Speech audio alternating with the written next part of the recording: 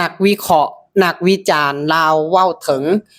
ประเทศไทยและประเทศเขมรบอกว่าไทยนี่ทำเกินไปชมคลิปกันครับผมมุมมองค่อยขึ้นเนาะพ่อใหญ่เนาะแต่ว่าเพิ่นยิงกับยนต์นั่นเนาะเพิ่นยิงลูกระเบิดทิ่มใส่ประเทศกัมพูชามันสะอาดบ่ตามพ่อใหญ่ขึ้นบัดนี้บ้านเราไต่ถามพ่อใหญ่ขึ้นทางพ่อใหญ่ก็สิติดตามเบิ่งก็บ่อยากสะอาดปานใดเนาะเห็นว่ากัมพูชาประเทศน้อยเนาะไทยประเทศใหญ่แต่ว่าเจ้าเลือกเกินเนาะใช้อาวุธยุทโธศาสตร์หันก็บ่ถูกต้องตามพ่อใหญ่นะครับพี่น้องฟังแล้วเขียนกันแบบใดเนาะเกี่ยวกับคำเว้าของนักวิเคราะห์นักวิจารณ์ลาวใต้พี่น้องก็คือ2คนนี่เนาะเป็นคนแขวงเซกองพี่น้องเป็นคนแขวงเซกองเนาะพอว่าลำเข้าไปเบิ่งแล้วนะครับเป็นคนแขวงเซกองซึ่งออกมาเว้าเกี่ยวกับประเทศไทยและประเทศเขมรบอกว่าไทยนี่ทำเกินไปนะครับผมเนาะใส่เครื่องบินนะครับใส่ลูกระเบิดนะครับไปทิ่มใส่เขมรสบายดี FC ทางฝั่งไทยแล้วก็ฝั่งลาวนะครับวันนี้ก็มาอยู่ในซ่องบ่าวลำ Channel เช่นเก่าเช่นเคยนะครับผมฝากพี่ๆนะครับกดไลค์กดแชร์กดติดตามนะครับเพื่อที่จะไม่พลาดคลิปต่อๆไปเนาะล่าสุดพี่น้องมี2เถ่ามี2เถ่านะครับของนักวิจารณ์ในประเทศลาวพี่น้องซึ่งบ่าวลำก็บ่ฮู้ดอกเป็นเสื้อสายเขมรบ่รู้ว่าจังใดนะบ่าวลำก็บ่ฮู้คือกันนะครับแต่ที่ฮู้บ่าวลำได้เข้าไปเบิ่งโปรไฟล์แล้วนะครับผมเนาะก็คือเป็นคนแขวงเซกองนะครับแขวงเซกองซึ่งเป็นภาคใต้ของประเทศลาวเนาะก็ใกล้ๆเคียงกันกับชายแดนเขมรนะครับซึ่งออกมาว่าประเทศไทยเนี่ยเป็นประเทศที่ใหญ่ใช้ยุทโธปกรณ์นะครับนักถล่มเขมรนะครับบอกว่าไทยเนี่ยทำเกินไปคือสิว่าแบบนี้ก่อนเนาะเกินหรือบ่เกินก็ทำตามสมเหตุสมผลทำตามอันควรนะพี่น้องถ้าว่าบ่เฮ็ดแบบนี้เขมรบ่มีวันที่จะอ่อนเพราะว่าหยังเขมรเนี่ยถล่มประเทศไทยเนี่ยหนักเลยนะไส้ BM21 นะครับไส้ BM21 เนี่ยถล่มหนักเลยนะอยากให้มาเบิ่งนะอยากให้มาเบิ่งอยากให้มาอยู่ในประเทศไทยเนี่ยอย่าไปติดตามข่าวตั้งแต่ประเทศเขมร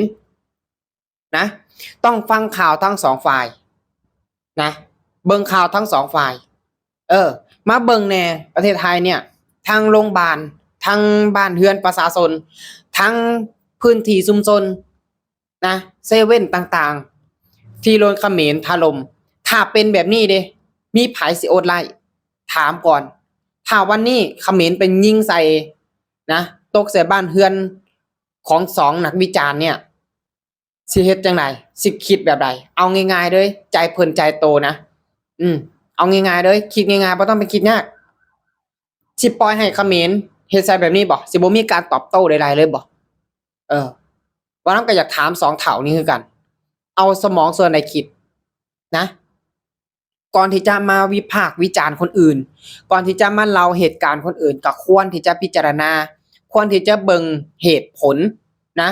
ถ้ามันบ่เกินเหตุบ่เกินผลประเทศไทยเขาก็บ่ใช้คือกันF16 น่ะเพราะว่าหยัง1มามันมีการใช้จ่ายสูงนะการออกบินแต่ละครั้ง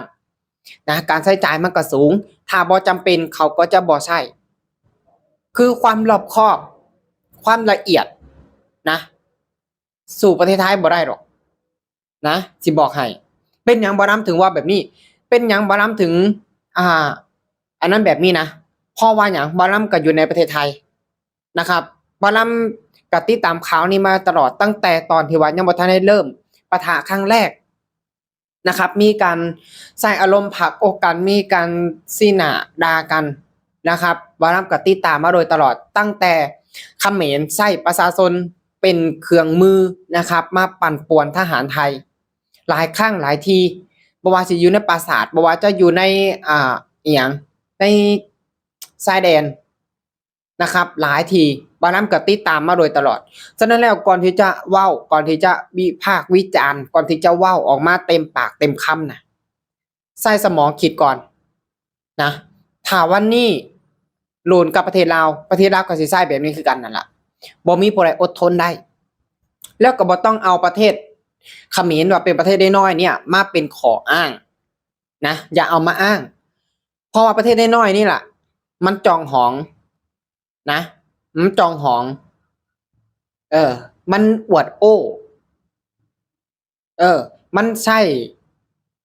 อาวุธนะมันใช่ของนักเนี่ย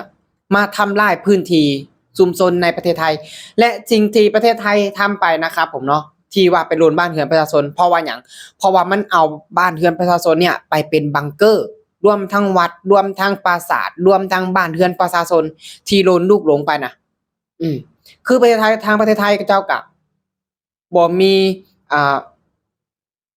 คือสิว่าจังไดนะครับดีกบ่ได้อีดีดีกบ่ได้ถ้าบ่เฮ็ดแบบนี้ก็เสียเปรียบให้เขาถล่มแต่ฝ่ายเดียวนะแล้วก็บ่ต้องเอามาอ้างว่าโอ้ประเทศเขมรนี่น้อยประเทศไทยเนี่ยใหญ่โดนประเทศไทยเนี่ยรังแกนะใช้อาวุธยุทโธปกรณ์นะนักว่าจะเป็นเครื่องบินบ่ว่าจะเป็นอย่างต่างๆนะเอาไปถล่มเขมรเนี่ยถ้าสิว่าแบบนี้มันก็บ่ถูกคือตบมือข้างเดียวมันบ่ลังหรอกนะก่อนที่จะเว้าก่อนที่จะวิพากษ์วิจารณ์ควรคิดคำนึงนะถึงเหตุและผลถ้ามันบ่เกินเหตุบ่เกินผลนะครับทางประเทศไทยเขาก็บ่ใช้แบบนี้นะควรคิดก่อนนะเฒ่าลาวใต้2คนเนี่ยบ่นำก็บ่อยากเอามาเว้าหรอกเพราะว่าหยังเป็นคนลาวคือกันแต่ถ้าเขาเว้าแบบนี้มันก็กระทบถึงลาวคือกันเพราะว่าเขาว่าเป็นคนลาวนะครับเขาว่าเขาเป็นคนลาวนะและบ่นำก็ได้เข้าไปเบิ่งนะครับเขาบอกว่าเป็นคนหยังเซกองบ่เป็นคนเซกองนะครับแขวงเซกองภาคใต้ของประเทศลาวนั่นแหละและเขายังออกมาเว้านะครับว่าคนลาวกับคนไทยเนี่ยลาเขาแต่คนเขมรเนี่ยบ่เคยไปลาเขาจักเทื่อสิบอกก่อนว่าก่อนที่จะลาก่อนที่จะนั้นมันก็ต้องมีเหตุผลถ้าว่าปากเจ้าอยู่ซื่อๆนะบ่มีผู้ใดไปลาเจ้าสิบอกแบบนี้พอเฒ่าแล้วหัวงอกแล้วนะยังหายเล็กน้อยไปถอนงอกอยู่ก่อนเว้าควรคิดก่อนที่จะว่าหยังออกมาน่ะต้องระวังตัวเองเพราะว่าหยังมันกระทบถึงคนลาวมันกระทบถึงประเทศลาวนำสิบอกให้นะเจ้าควรอยู่ซื่อๆเฒ่าแล้วเฒ่าไปรับจ้างเก็บกระป๋องกาแฟกะไปหาเหตุการณ์ให้งานเลี้ยงลูกเลี้ยงหลานเจ้าไปนะขอยสิบอกแบบนี้ล่ะในฐานะคนลาวคือกันควรอยู่ซื่อๆนะควรอยู่ซื่อๆเงียบไว้ดีที่สุดถ้าบ่ศึกษาหรือว่าบ่เบิ่งบ่ติดตามข่าวดีๆสิไปเข้าข้างแต่เขมรสิไปเว้าให้แต่ว่าประเทศไทยเนี่ยไปถล่มเขมรไปรังแกเขมรมันก็บ่แม่นตบมือข้างเดียวมันบ่ดังถ้าทางนั้นบ่เริ่มนะครับปัญหามันก็บ่เกิดประเทศน้อยๆนั่นน่ะแฮ่งหัวหมอนะสิบอกให้นะติดตามข่าวไว้ก่อนนะฝากไว้ให้คิดในฐานะคนลาวคือกันนะพี่น้องฟังแล้วเขียนกันแบบใดนะครับก็สามารถคอมเมนต์กันเข้ามาได้นะครับผมเนาะสำหรับคลิปนี้นะครับบอลลัมก็จะขอฝากกับเพียงแค่นี้เนาะขอขอบคุณครับผม